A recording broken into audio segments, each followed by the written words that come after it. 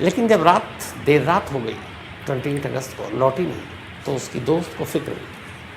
उसने ज्योत्सना के मोबाइल पे कॉल करना शुरू किया। घंटी बज रही है, ज्योत्सना फ़ोन नहीं उठा रही। उसे लगा कि शायद नहीं आएगी, हालांकि ऐसा हुआ नहीं था इससे पहले। फिर भी उसने इंतज़ार किया और उसके बाद सुबह हो गई। अब सुबह भी ज्योत्सना नहीं लौटी। उसने पता किया उसके शोरूम में कि वो काम पर गई है कि नहीं, तो पता चला कि वहाँ नहीं है, और कभी वो एब्सेंट होती नहीं थी, बहुत ही जिम्मेदारी से अपना काम करती थी। तो अब दोपहर हो गई, शोरूम से भी पता चला कि वो पहुँची नहीं है। अब उसकी दोस्त को फिक्र हुई। तब उसने पहली बार ज्योत्सना के घर वालों को फ़ोन किया, क्योंकि दोनों पीजी में एक साथ थे, एक दूसरे के फैमिली का इमरजेंसी के नंबर रखते थे एक दूसरे के लिए। तो फैमिली को फ़ोन करके वो सारी बात बताती कि ज्योत्सना कल रात 8:30 बजे गई, उसका मोबाइल उसके बाद से बच तो रहा है लेकिन उठा नहीं, और आज वो काम पर भी नहीं गई। घर वाले ये सुनते हैं, बदहवास नागपुर पहुंचते हैं। उसके बाद जाकर पुलिस स्टेशन में ज्योत्सना की गुमशुदगी की रिपोर्ट लिखा देते हैं। अब 30 साल की ज्योत्सना पुलिस भी रिपोर्ट लिखती है, और अपनी पुलिस वही है कि जब तक कुछ बड़ा जब तक नहीं हो जाता तब तक वो कहाँ कुछ करती है। तो पुलिस ने भी खानापूर्ति के तौर पर रिपोर्ट लिख लिया, कहा कि लड़की आपकी बड़ी है, बालिग है, समझदार है, पढ़ी लिखी है, कहीं दोस्त के साथ नहीं होगी, लौट आएगी। घर वालों को भी ये था कि ज्योत्सना लौट आएगी, क्योंकि मोबाइल बज रहा। अब पुलिस ने रिपोर्ट लिख लिया, लेकिन कार्रवाई कुछ नहीं की। 20 दिन बीत गए। 28 अगस्त की बात थी, अब लगभग करीब 20 सितंबर के आसपास की तारीख आ जाती है, लेकिन ज्योत्सना का कुछ सुराग नहीं मिलता है। इधर ज्योत्सना के घर वाले लगातार उसे ढूंढ रहे, उन्हें फिक्र है कि अगर वो गई भी है तो शायद कॉल करे, कभी मैसेज करे, लेकिन न फ़ोन न कॉल, और वो जो घंटी बज रही थी अब वो भी बंद थी। तो घर वालों को फिक्र हुई, वो पुलिस के पास पहुंचते हैं 20 दिन के बाद मिसिंग रिपोर्ट दर्ज कराने की, और कहते हैं कि साहब आपने अब तक ढूंढा नहीं। अब पुलिस को भी लगता है अच्छा 20 दिन हो गए वो लौटी नहीं, उन्हें भी लगा गया कि जब तो करना चाहिए। तो घर वाले आप कहते हैं कि हमें शक है कि उसको किडनैप कर लिया गया। पुलिस को भी लगा कि एक लड़की बालिग जवान पढ़ी लिखी, कोई खबर नहीं, तो हो सकता है किडनैपिंग का मामला, और कल को कुछ हाई प्रोफाइल केस निकल गया तो पुलिस की तो फजीहत हो जाएगी। तो दबाव के में आकर पुलिस ने फिर किडनैपिंग का केस 20 दिन बाद ज्योत्सना का दर्ज कर लिया। अब पुलिस सीरियसली तफ्तीश शुरू करती है। जब तफ्तीश शुरू करती है तो सबसे पहले ज्योत्सना का मोबाइल का लोकेशन का 20 दिन पहले वो पता कर सकती थी, लेकिन तब नहीं किया। अब जब पुलिस ने पता करना शुरू किया तो बड़ी अजीब चीज़ देखी, मोबाइल के पैटर्न के हिसाब से कॉल और लोकेशन। उसने देखा 28 अगस्त को नागपुर में लोकेशन था, 29 अगस्त को फिर वहाँ से कहीं पुणे, फिर 30 अगस्त को कहीं और, महाराष्ट्र के अलग अलग शहरों में और अलग अलग डिस्ट्रिक्ट में ज्योत्सना का मोबाइल लगातार एक्टिव था। वो सारे टावर बता रहे थे कि कब कहाँ है। पुलिस को लगा कि शायद वो घूमने गई, लेकिन ये बात अजीब थी कि फैमिली से वो कांटेक्ट क्यों नहीं कर रही। अब पुलिस की परेशानी थी कि भाई लोकेशन अलग अलग जगह पर है, अलग अलग तो डिस्ट्रिक्ट में, शहर में, और वो खुद कहाँ है पता नहीं है। आसपास पता गया कि कहीं कोई लाश मिली, लावारिस लाश की, या कोई गुमशुदा लड़की, उसमें भी कहीं कुछ पता नहीं। अब पुलिस के हाथ हर तरफ से खाली, और इधर अब घर वालों का दबाव बढ़ता जा रहा है, क्योंकि जैसे जैसे दिन बीत रहे हैं, वो किडनैपिंग का केस है तो किडनैपिंग में सबसे ज़्यादा खतरा इसी बात का होता है कि वक्त पे अगर आप न छुड़ा पाएँ तो फिर सामने वाले की जान को खतरा होता है, क्योंकि किडनैपिंग के केस में ज़्यादा देर तक एक जिंदा इंसान को बंधक बनाकर रखना सबसे मुश्किल काम होता है। ऐसे ही उलझा हुआ केस और एक कहानी है कुकू एफएम के ऑडियो लर्निंग प्लेटफॉर्म पर, godman that kills the Shakira Khalil murder case. ये पूरी कहानी, हैरान करने वाली कहानी, कुकू एफएम के ऑडियो लर्निंग प्लेटफॉर्म पर, godman that kills the Shakira Khalil murder case. अगर आपको भी क्राइम स्टोरीज में खो जाना है तो आपके लिए एक ज़बरदस्त मौका है। रिसेंटली कुकू एफएम पर कुछ amazing crime audio books I, और यकीन मानिए ये बहुत ही ग्रिपिंग। चाहे आपको डिटेक्टिव मिस्ट्रीज, ट्रू क्राइम या थ्रिलर पसंद हो, कुकू एफएम पर सब कुछ मिलता है।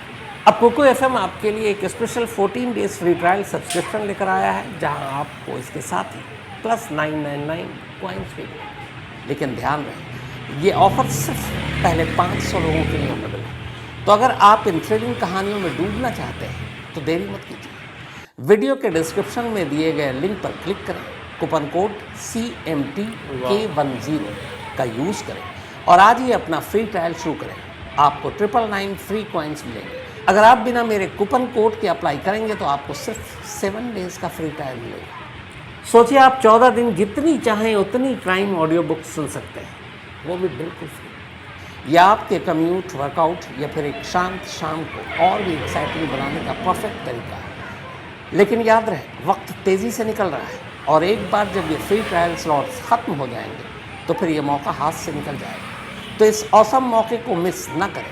अभी अपना फ्री ट्रायल लें और क्राइम की बेस्ट स्टोरीज सुनना शुरू करें। After 14 days the subscription plan will be activated. तो अब कॉल डिटेल देख लिया पुलिस ने, पूछा किसी और से दुश्मनी ये वो कुछ नहीं। अब इसके बाद पहली बार पुलिस उस लड़की से भी पूछताछ करती है जो उसकी रूममेट थी, पार्टनर।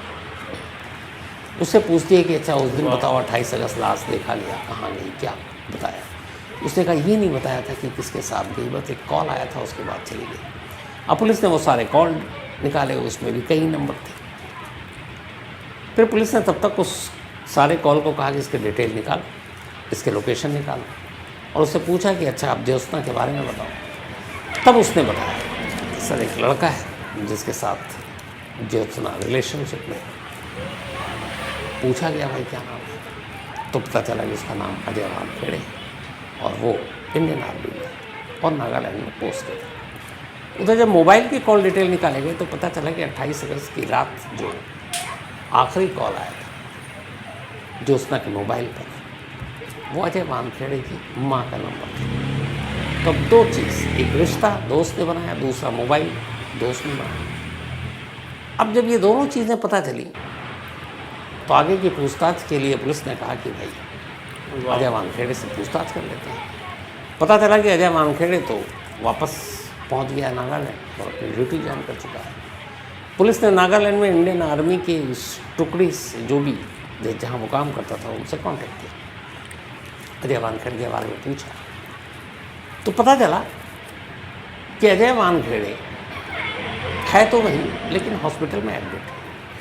पूछा गया क्यों, तो पता चला कि उसको शुगर है और भी कुछ चीज़ें हैं और वो काफ़ी दिनों से एडमिट है। पुलिस को लगा ये क्या मतलब अजीब इत्तेफाक है कि इधर वो गायब है उधर वो एडमिट है, इन दोनों का कनेक्शन क्या है। फिर भी पुलिस ने कहा कि भाई उससे पूछताछ करनी है। उन्होंने आर्मी से परमिशन मांगी, हमें पूछताछ करनी है। आर्मी ने कहा हम आपको सपोर्ट करेंगे भैया जो करना है। तो उन्होंने कहा ठीक है, जैसे ही वो डिस्चार्ज हो हॉस्पिटल से आप हमें इत्तला कर दीजिएगा, हमारी टीम पहुँच जाएगी। आर्मी ने कहा ठीक है। नागपुर पुलिस के कंसल्ट जो भी थे उनका नंबर रख लिया।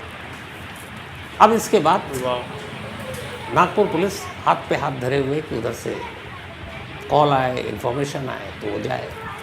तभी एक दिन कॉल आया, लेकिन ये कॉल और भी ज़्यादा हैरान करने वाला था। नागालैंड की उस जो जिस हॉस्पिटल में एडमिट था आर्मी के ही, वहाँ से फ़ोन आया कि भाई वो उसकी तबीयत तो ठीक नहीं थी, एडमिट ही थी, लेकिन अचानक वो हॉस्पिटल से गायब हो गया और वो हॉस्पिटल में है।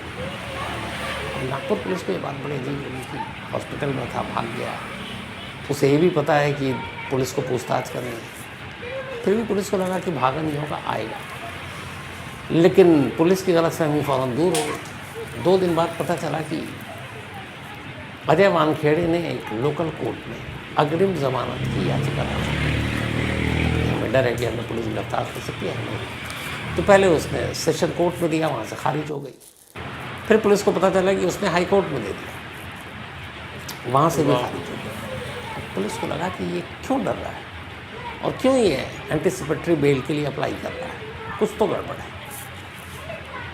अब पुलिस उसे ढूंढ रही है, लेकिन दोनों तरफ से इधर बेल खारिज है तो उसमें टाइम लगा। 28 अगस्त का ये वाक़या है। 20 दिन के बाद किडनैपिंग की रिपोर्ट लिखी जाती है। 20 दिन के बाद पुलिस तफ्तीश शुरू करती है। पूरा सितंबर बीत गया, अब अक्टूबर का महीना आ गया। अब इस अक्टूबर के महीने में उधर से वानखेड़े भी आर्मी बेस से अपने गायब है और उसके बाद वो लोअर कोर्ट फिर हाई कोर्ट भी पहुंच चुका है, वो भी कैंसिल। अब पुलिस उसे ढूंढ रही है कि भाई कहाँ है ज्योत्सना, उसका पता तो चले और वही बता सकता है। पुलिस उसे तलाशी कर रही थी कि तभी अचानक अभी 20 अक्टूबर को एक रोज़ अचानक अजय वानखेड़े खुद नागपुर पुलिस के सामने आता है और सरेंडर कर देता है। कहता साहब आप लोग मुझे ढूंढ रहे थे, मुझे लगा आप मुझे गिरफ्तार करेंगे, पता नहीं क्या क्या इल्ज़ाम लगाएंगे, तो इसलिए मैं एंटीसिपेटरी बेल के लिए गया था। मुझे कई लोगों ने कहा था कि आप जिस तरीके से मुझे ढूंढ रहे हैं तो अरेस्ट करके कोई भी केस लगा सकते हैं, तो मैंने अपने डिफेंस के लिए किया था। पुलिस को ये बात गले उतरी नहीं। फिर पुलिस ने पूछा कि अच्छा ये बताओ ज्योत्सना के साथ तुम्हारे रिश्ते क्या हैं? तो उसने ज्योत्सना के साथ अपने रिश्ते बताए। उसने कहा कि हम दोनों की दोस्ती 2 साल पहले हुई थी और इस दौरान में पुलिस अजय वानखेड़े की पूरी कुंडली निकाल चुकी थी। पता चला कि वो ऑलरेडी 3 शादी कर चुका था, तीनों बीवियों को छोड़ चुका था। इधर ज्योत्सना, उसकी भी एक शादी हुई थी लेकिन डिवोर्स हो गया था। अब ये दोनों साथ में 2 साल से थे, मिलते थे, जुलते थे और उसके बाद धीरे धीरे अब ज्योत्सना भी उससे शादी करना चाहती थी। उसने यही सारी बातें बताई। पूरी पुलिस ने पूछा कि भाई इस वक्त ज्योत्सना, तो उसने कहा मुझे नहीं मालूम। उसने कहा मैं 28 अगस्त को तुम्हारी माँ के नंबर से फ़ोन आया था। उसने कहा मैंने किया था, उन्हें मिलने के लिए बुलाया। तो बोला फिर कहाँ गए? उसने कहा मिलने के लिए एक होटल में गए थे नागपुर में, होटल में रुके और फिर लेट नाइट होटल को चेकआउट कर दिया और वापस ज्योत्सना को मैंने कहा तुम घर जाओ, मैं अपने घर जाता हूँ और उसके बाद मैं कुछ नहीं जानता। अब पुलिस हैरान कि आदमी 2 एंटीसिपेटरी बेल पहले कोर्ट में अप्लाई करता है, खारिज होता है, खुद ही पुलिस के पास आ जाता है, रिश्ते कबूल कर रहा है, लेकिन ज्योत्सना कहाँ ये नहीं बता रहा। और उसने कहा था मुझे सब में पता नहीं। अब इधर ये भी है कि एक आर्मी मैन है भैया, मैं सेना का बंदा है, तो आम आदमी तो है नहीं कि उठा के आप अंदर कर दोगे, फिर 3rd डिग्री इस्तेमाल करोगे, फिर सारी चीज़ें। तो पुलिस को ये था कि केस मजबूत होना चाहिए, सबूत पूरे होने चाहिए, तभी उस पर हाथ डालेंगे। अब उसकी सारी पूछताछ हुई लेकिन वो इससे आगे कुछ बताने को तैयार नहीं। अब पुलिस ने अपनी इन्वेस्टिगेशन की। उसने अजय वानखेड़े के मोबाइल के 28 अगस्त से लेकर उसके बाद के लोकेशन निकालना शुरू की। जब 28 अगस्त की रात के लोकेशन निकाले तो उसने ये सच कहा कि उसने नागपुर के एक होटल में रुका था, उसके आसपास के टावर से लोकेशन मिल गया। लेकिन इसके बाद वो ज्योत्सना को उसके घर छोड़ दिया और वो चले गई वो अपने घर। यहाँ से उसके झूठ का सिलसिला शुरू होता है। पता चला नहीं, होटल से निकलने के बाद ज्योत्सना और इन दोनों के मोबाइल का लोकेशन एक ही जगह था पूरी रात। और वो जगह कहाँ थी? नागपुर के आउटस्कर्ट में एक ऐसे हाईवे पर जहाँ पे दोनों तरफ जंगल है। अब जंगल में दोनों रात को क्या कर रहे हैं? यहाँ से पुलिस का माथा ठनका, लेकिन इसके आगे और कोई सुराग नहीं मिल रहा है सिवाय लोकेशन के।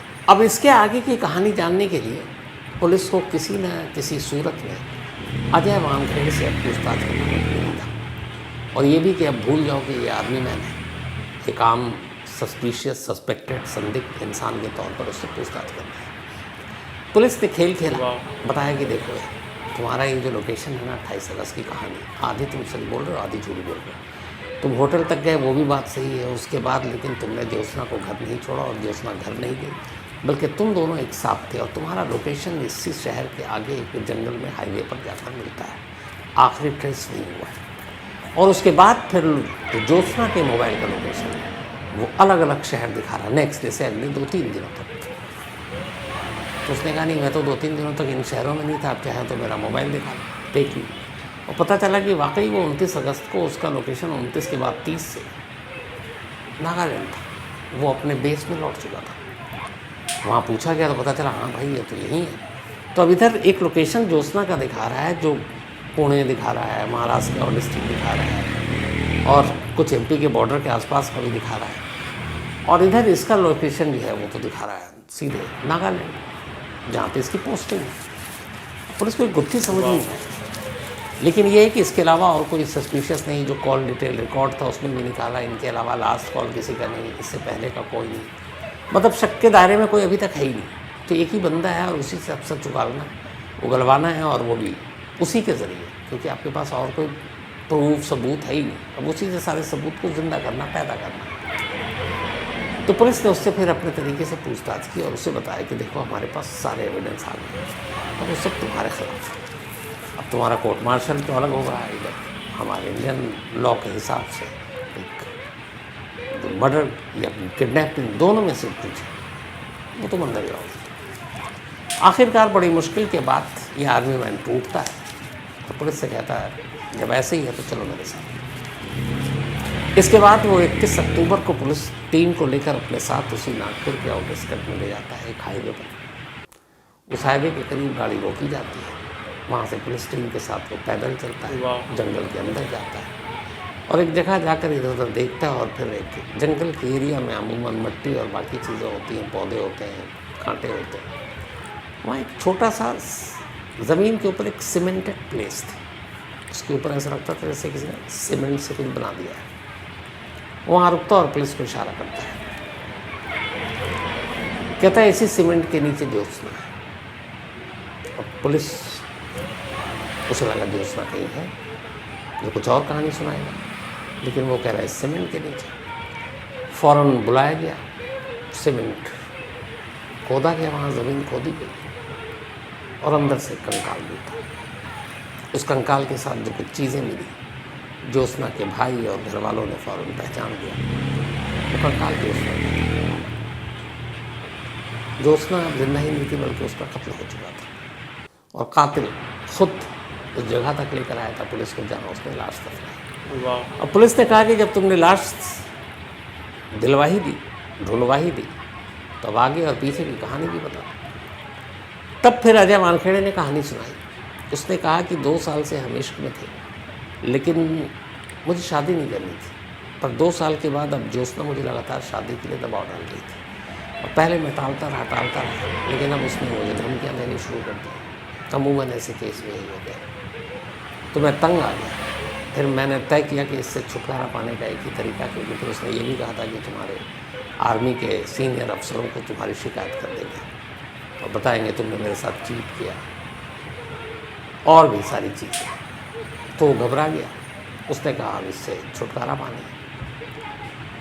इत्तेफाक से एक आर्मी मैन और एक आशिक होने के साथ साथ वो फिल्में भी देखता था। और पता नहीं ये दृश्यम फिल्में कितने लोगों को ये आइडिया दे गया है।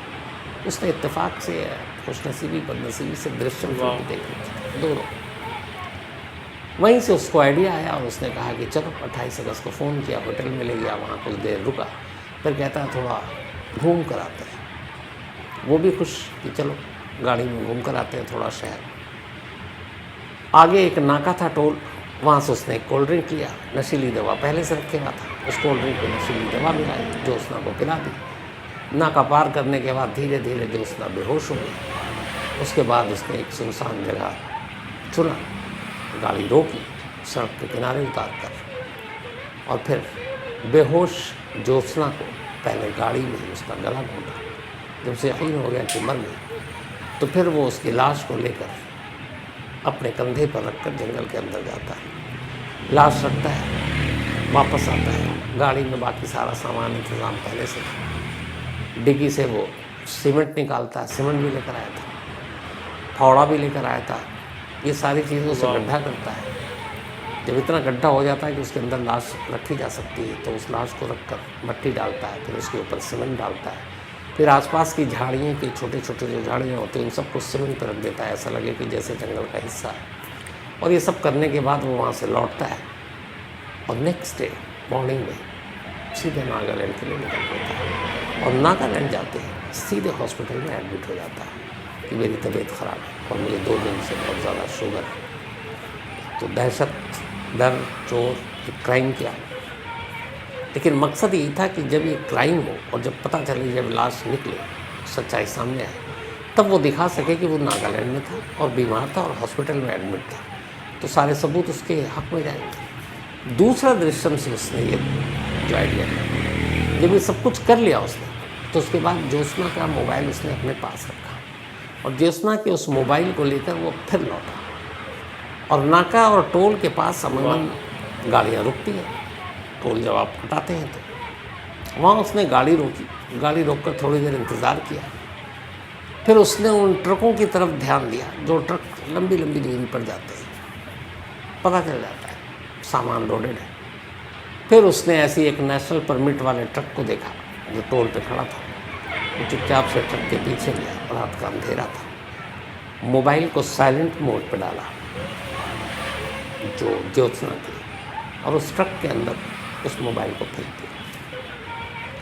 अब जहाँ जहाँ ट्रक वहाँ मोबाइल का लोकेशन। यही करना था कंफ्यूज पुलिस को कि ज्योत्सना अभी यहाँ है, अभी वहाँ है, अभी वहाँ है, अभी यहाँ है, जबकि कातिल कहीं नहीं। वहाँ के बाद सीधे नागालैंड में और अस्पताल के बिस्तर पर।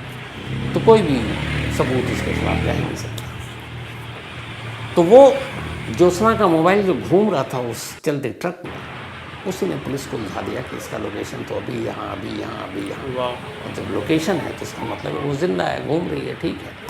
और इसी लापरवाही में इस केस को कहाँ 28 अगस्त का मामला था और 20 अक्टूबर को ये केस वर्कआउट हुआ। लगभग 2 महीने बीत गए। आर्मी मैन को पकड़ लिया गया है और अब आर्मी मैन इस वक्त पुलिस कस्टडी में है। पुलिस पूछताछ कर रही है, उस मोबाइल को भी बरामद करने की कोशिश कर रही है जो इस केस में एक बहुत बड़ा सबूत हो सकता है। और अब ये मामला फिर कोर्ट में जाएगा। तो कई बार ये देखा गया है क्राइम वर्ल्ड में, जुर्म की दुनिया में, या वैसे भी हमारी आपकी दुनिया में, कि जो क्राइम होता है उसके लिए ज़रूरी नहीं इंसान होना सिर्फ काफ़ी है। फिर वो पुलिसमैन हो, आर्मी में हो, कोई भी हो, किसी भी पेशे में। क्योंकि हर इंसान जो वर्दीधारी भी होता है उसके अंदर भी एक सीना है, एक दिल है, वैसे ही रगों में खून है, वैसे ही सोच है, सब कुछ वैसे ही होता है। तो इसलिए क्राइम कब कौन कहाँ कर रहा है प्रेडिक्ट करना सबसे मुश्किल काम होता है। और सबसे अजीब बात हैरानी की है कि पता नहीं ये दृश्यम फिल्म को कब आ गई, लेकिन अब भी कम से कम दर्जन भर से ज़्यादा ऐसे क्राइम तो सिर्फ इस फिल्म से इंस्पायर होकर लोगों ने कर डाले। और अभी पता नहीं दृश्यम 3 भी आ रहा है, उसके बाद पता नहीं क्या होगा।